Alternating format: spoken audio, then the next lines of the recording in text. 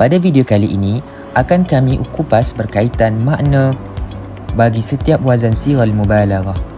Adakah makna setiap wazan yang berbeza ini, 5 wazan qiyasi yang berbeza ini membawa maksud yang sama atau sebaliknya?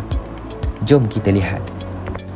Sighah mubalaghah yang dibina atas wazan fa'al membawa maksud seseorang atau pelaku yang menjadikan perbuatan yang berterusan itu sebagai pekerjaan, iaitu membawa maksud perbuatan yang berterusan, berulang-ulang, tajaddud sina'ah dan sebagainya. Sebagai contoh perkataan Allamul Ghuyub merujuk kepada makna Allah yang maha mengetahui. Allah maha dan bersangatan dalam mengetahui dan menunjukkan zat Allah yang kerja buatnya atau keadaan zatnya yang senantiasa dan berterusan dalam mengetahui segala perkara yang ghaib. Contoh yang kedua, perkataan Nazza'ah juga dibina atas wazan fa'al yang membawa maksud bersangatan. Nazza'ah merujuk kepada keadaan neraka yang bersangatan dalam berterusan menggugurkan kulit-kulit ahli neraka, kemudian memperbaharuinya kembali sebagai bentuk siksaan yang berulang-ulang. Sighal mubalaghah yang dibina atas wazan mif'al merujuk kepada makna perbuatan yang biasa dilakukan dan terus-menerus dilakukan sehingga menjadi adat. Mif'al ini ialah wazan untuk membina isim alat. Sebagai contoh, miftah iaitu kunci dibina atas fi'il fataha yang membawa maksud buka. Penggunaan kata miftah di atas makna buka seolah-olah menunjukkan kunci itu sifat khususnya ialah membuka. Jika kita kata kepada kawan kita, kamu ialah mesin duit, jadi seperti mana kita sedia maklum, mesin duit merujuk kepada perbuatan mesin yang sentiasa mengeluarkan duit. Jadi penggunaan kata mesin duit kepada seseorang merujuk kepada keadaan seseorang yang sangat pemurah, iaitu yang sentiasa mengeluarkan harta. Wazan mif'al biasa digunakan dalam Al-Quran. Sebagai contoh, kata midrara dalam Al-Quran membawa maksud hujan yang turun dengan bersangatannya lebat.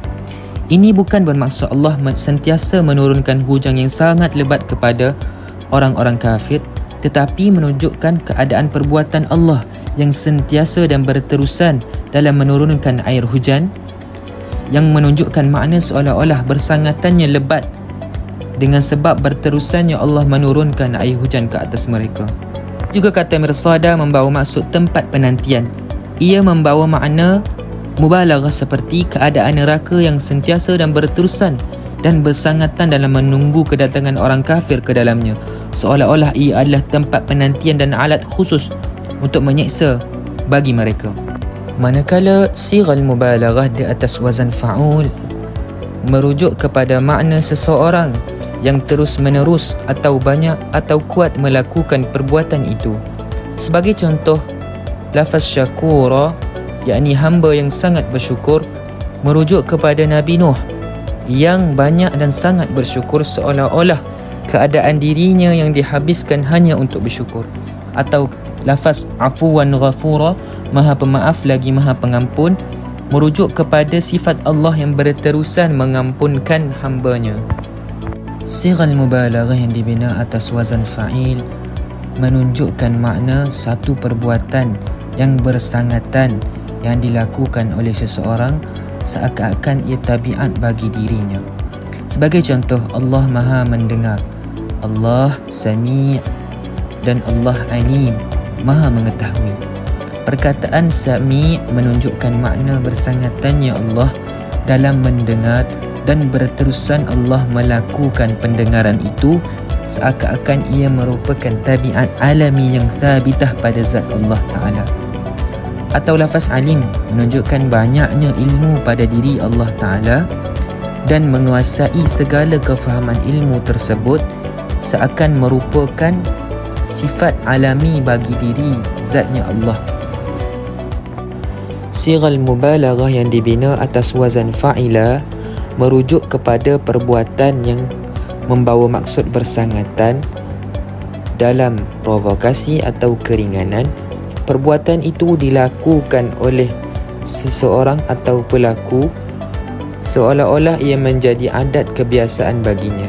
Sebagai contoh, bersangatan dalam bergembira, fariha, Dalam konteks ayat Quran ini, ia merujuk kepada sikap orang kafir yang sentiasa bersangatan dalam bermegah-megah, bergembira apabila diberi nikmat kepada mereka, seolah-olah kemegahan yang bersangatan itu menjadi adat kebiasaan mereka.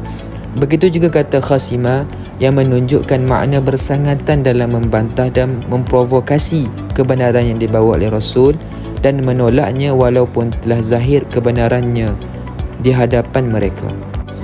Jadi dapat kita simpulkan bahawa setiap wazan sighal mubalaghah padanya makna tersendiri dan khusus. Memang setiap wazan sighal mubalaghah membawa maksud bersangatan atau lebih, tetapi untuk menyampaikan kepada orang lain makna yang lebih tepat dan lebih berkesan atau jelas, penggunaan wazan sighal mubalaghah yang tepat amatlah diperlukan. Dengan memahami wazan-wazan ini, kita dapat memahami ayat Quran lebih jelas dan lebih dalam hati. Oleh itu, saya mengharapkan bahawa anda semua mendapat manfaat daripada video saya kali ini. Assalamualaikum.